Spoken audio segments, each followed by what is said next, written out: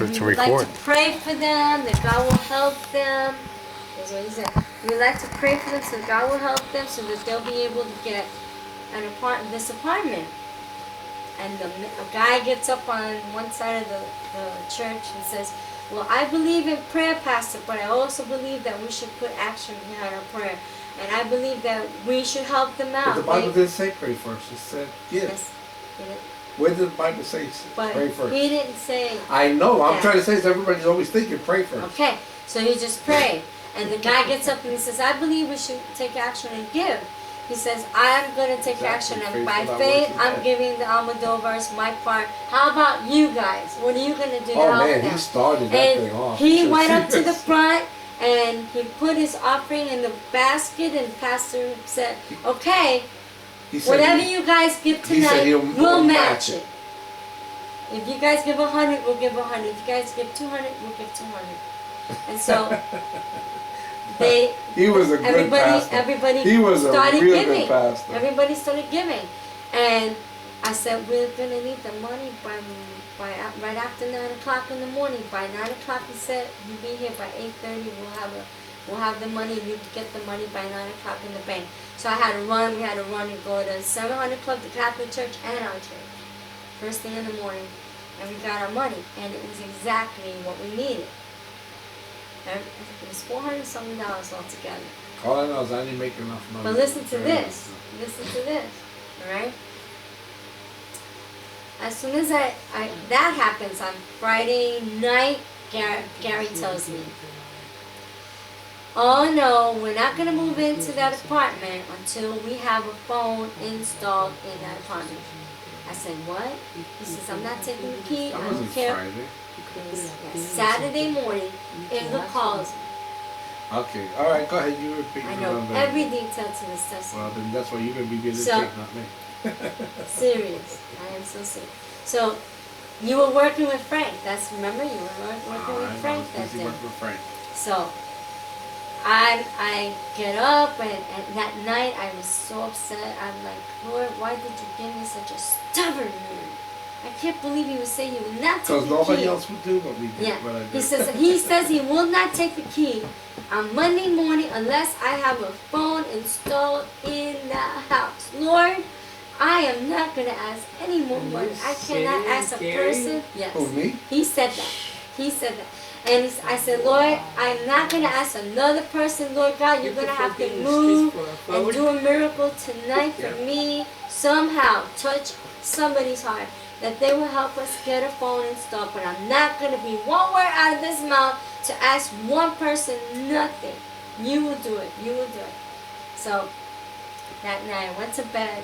I was crying, upset. Went to bed. At 8:30 in the morning, Inga called me. She said, Liz, I don't even know how she talked. She had a British, a Dutch accent.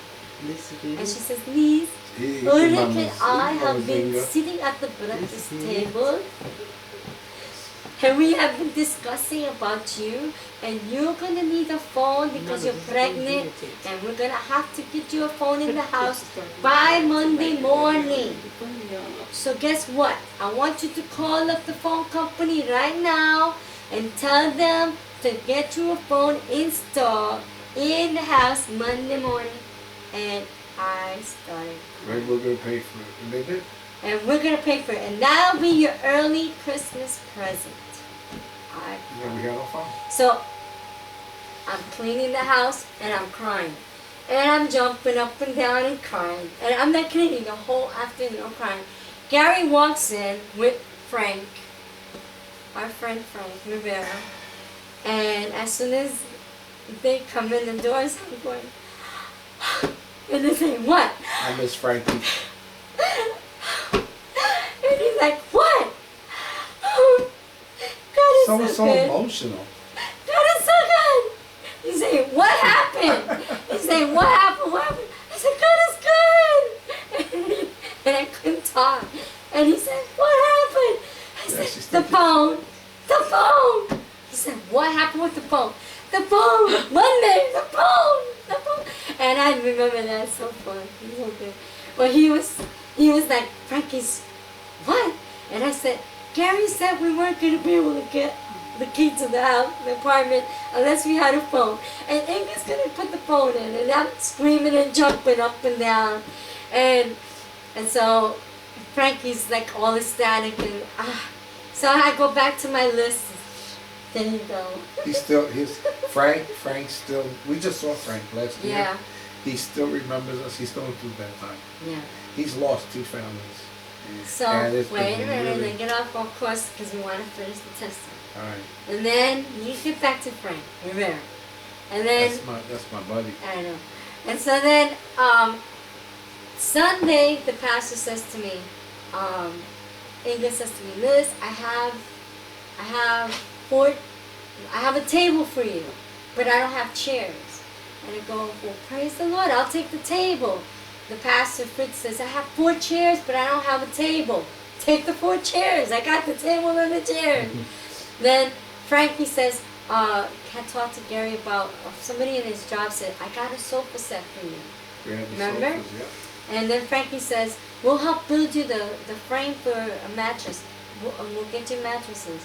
So we had the mattress for our bed, and the frame got built for our bed, and Gary with Frankie builds out of the doors frames for the beds for the kids with 2. Yes. Yeah, we did. I don't remember how, but we did. Yeah, and they built the beds for the 2 boys, and we had the thing is, here's the strange part. We were working for Christians, and we were able to we would put together doors. In other words, the doors that you'll see going into these real fancy homes with the glass and everything, we built them, the door frames and everything. And so we at our time we were able to take all the leftover wood, and we built the frames out of that wood that was all left over. I mean, it was really good wood. Yeah, it was really and we good. built solid wood. Their beds with. I mean, solid wood. So then your dad built the bed frames for your beds and for our bed, and so we ended up. And then the pastor says to me, "Look, if you need something, go to the store." They had a little thrift store right there by the church. That little thrift store. It was really nice. They had a lot of stuff. And go ahead and pick out some things that you might need. So I got silverware and some cups and dishes. And then Frankie, your boy, came with a whole box of pots and pans and some other things. And then this other lady comes over and Inga says, you're going to need curtains for your windows. And I don't have curtains, but guess what? I got some sheets. We'll put some sheets over the windows. And another person gives us another sofa set. And somebody gives us a spice rack. Sorry. How do you remember all this? I can't remember all And everything that was on my list. 99% of what you're saying I don't remember. You know. So I remember because I made a list. I prayed for everything. Well, I was busy working anyway, so I wasn't paying attention to that. So then, this lady says to me, you know what, my daughter has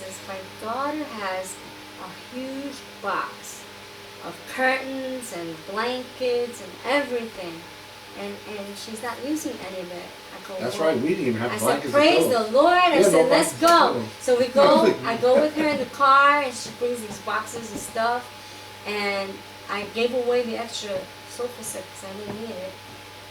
And so I got curtains, blankets, sheets, all kinds of stuff from her. And I kept on crossing But the you list. told her about the car that Inga had, right? Yeah. So I kept on making a checklist out of everything. And in 3 days, almost everything on that list was given to me. But one thing. But one thing was the 2 end tables and the coffee table. She wanted those tables. Right? I had told the Lord, out of everything on my list, I have never had coffee tables and end tables. For my living room, I want a coffee table and 2 end tables. And lamps, of course, with the lamps for the room. But I said, please, can I please have that? Remember that? So I said, everything's been on my list given to me, but the coffee tables and end tables. So I was giving the testimony to this lady one day, and I said, and you know what? That's the next thing that's coming. And as soon as I get the coffee tables and the end table, I'm going to call you and let you know. Because God is so good, he said he'd give me everything on my list. And so I hung up the phone. Gary comes home that night. He had been going to work late, so he left with me to church. He left without me to church, and he told me, I'm not going to be able to pick you up, so he went without me. And that day, as he walks... because the church was right by where I worked. So, as he was walking into the church, the pastor says, hey, Gary, right after church I need to see you, so don't leave. I mean, he stops his sermon. He's preaching, and he stopped. This church went like this, like the old movie theaters. The movie theater went like this, and then comes up like this, and then there's the... It was a movie theater. They bought it for $1 million. And I'm walking in, there's some curtains, and you have to open the curtains, so you got to go in. And I'm walking in, and I'm coming up, and he goes like this. Because you know those lights. Looking for you. He had the spotlights on him, so he's going like this, and he's looking to see who it is, you know. And this is a tall guy, Fritz Steichwell. He just passed away last year. I wish I would have had a chance to see Fritzy. So he looks like this, and he looks down, and he goes, Gary, is that you? He said that, just like that. He said, is that you? And I said, yeah, Fritzy. Because nobody called him pastor, everybody would say Fritzy. He liked it, he liked Fritzy. So I said, yeah. He goes, see me at the end of the service, okay? I got something for you. That's how, and he stopped everything, just like he did. So what happened was that he had prayed and asked God, what can I do for Gary and Liz to show them how much I appreciate them? Look at all the help they give me here in church and stuff. He said, what can I do for them? And the Lord instructed him to make the two tables, the end tables and the coffee table. But during the time he was making them, he cut his finger off. So he had to go to the hospital. Cut 2 fingers. He cut 2 of his fingers off, making it. I mean, he cut his finger. He cut his 2 fingers off. His finger got cut all the way up by the saw. Cut completely off. Cut off. Gone. Yes. Gone. You don't mean like a cut in a... While he was making the no, table, he cut off. His blood was shed on my table. Yeah. Yeah, his blood. That's right. He did. And he cut his fingers off, and then he couldn't finish them until his fingers healed. So he had already started the tables. They would have been done by the time, on time, but he didn't. Anyway, so he gave the tables to Gary. Gary comes in that night with the tables. I started screaming, jumping again, and crying. Yeah, but... Oh, he didn't even know why I was screaming. But the tables were made out of solid core doors. Now I don't know. Most people don't know what doors are made up of. You see the layers with inside. Inside was a solid wood. On the outside is a veneer. You have a thin wood veneer, and you have a solid block of wood inside. But some doors are not made. Those are the cheap ones. This junk. This is that. To me, that's not a door. That's that's something that swings. Because I used to work with really expensive doors, and he took those doors. He took solid doors that he went and got, which you could get at any place. A lot of these places, people throw them away, and he cut them. He made them, and he made these. He made these tables. I can't even explain to you the way he did it. And those things were beautiful. I mean, this is a piece of junk. They were really beautiful. They were so hard. You could literally jump on those things, and you wouldn't break them. They were beautiful tables. That's how solid it was. Yeah. So anyhow, when Gary came in and he bought those tables, that was like, I was so amazed that God would have him give him instruction. Where are these tables? Yeah, right? We couldn't keep carrying them. We moved. But we left there too early.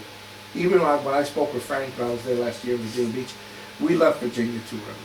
We wanted to go to Puerto Rico and minister. I wanted to go. He wanted. And minister. She was following me. We recorded an album. That's another part. with $25. No, we had $25 left in our pocket. All I We had went to the was recording $25. studio and we told the guy, God told us to record an album. And he says, okay, I believe. Yeah, but you said Wednesday. You said God told me that we're going to record an album. She said God told her we were going to record an album. I said, okay, I don't know how that's going to happen. I wasn't working, only had $25. Yep. So we went to the recording studio, and the guy says, well, I'm going to have faith with you, but this is how it's going to be. Rob Walsh. Yep. I He still says, remember I his really name, believe Rob. God can do miracles and everything, but if God's really in this, then by Monday, you'll have $1,000 down payment. And I'm trying to figure out how the heck. And we can thought have for $1,000 we'll record an album, but that's not the way it was. Because if you would have told us the truth, we would have probably said The no miracles. way. The So miracle started that day. yep. Now Sam. But there were no, you're missing it. There were 3 recording studios because I called them know. up. The first one burnt down. The second one was It was backed up for overbooked. 9 months. There was only one left, and that was Rob Walsh. That was Sound Studios. Anyway, they had just signed a contract with CBN. See, where we were at, CBN was right there. We lived about 4 miles away from 700 Club. Yeah. And John Jimenez, 2 miles. That's how close we were to all these big ministries. There was other big ones there. Imagine And how big you would have been now if you would have just. no, Six big. acres. It's John Jimenez. If I would have stayed with John Jimenez, forget it. We wouldn't be in this place Yeah. because John was just soaring in that day. I had no idea how big he was going to be that day. And so, and then we went. He just signed a contract with CBN to be their primary studio. They had somebody else before. So now Rob has bought this new equipment, and he's kind of tight because he hadn't received any checks yet because they had just started. And until he starts rolling with CBN, with Pat Robertson, I think we were the only ones at the time. Now we need a producer. Oh yeah. You ever hear Chubby Checker? The twist. Come on, baby. Let's do the twist. Okay, the black guy, he was famous for one song. That's all he was famous for, one song. His producer happened to become a Christian, was in Virginia Beach at the time, was going to First Assembly of God Church. And the one that got for you was the doctor friend of your parents. The doctor friend of your parents. Oh yeah. And so he was able to, got in touch with him, and then we talked with Bill Brock, and Bill said, Met with us. I want $1,000. Met with us. And he met with us, $1,000. But his wife came over to the house and she had this white, That's how, you had the white that was knit coat. afterwards. That's afterwards. Okay, what happened? I don't remember. What happened was that he left that day after he met Him and his us, wife. and he heard our Yeah. music, and he called us that night. And he said, Bill you know called. what, after the Lord just spoke to me and told me that I have to produce this album for you, no charge. For free. So Bill Brock was the So one who he did produced the the album. producing of the album. It's really simple album. We still have it. Yeah. The tapes need to be So restored. he didn't charge us anything. Then we had to look for musicians. So Oh, we had. at the church we were going to, we had I somebody. forgot what his name was. We had a few guys that Was knew it how to John? play, and then the This studio. guy, he played the lead guitar real good. And the studio said, I have a drummer. He was going to charge us how much? He was- $400. He was going to charge $300. $300. He went for 400. 300. 300? 300. Well, anyway, after that, I was going to give him the money. I gave him the money. He comes back and he gives us $80. No, he gave us back $200. No. He only did it for $100. I know. Wow. He gave us He back only did it $200. for $100. That's all he did it for was $100. How's that? And then, Pause it. and then We gotta go. you want to pause it?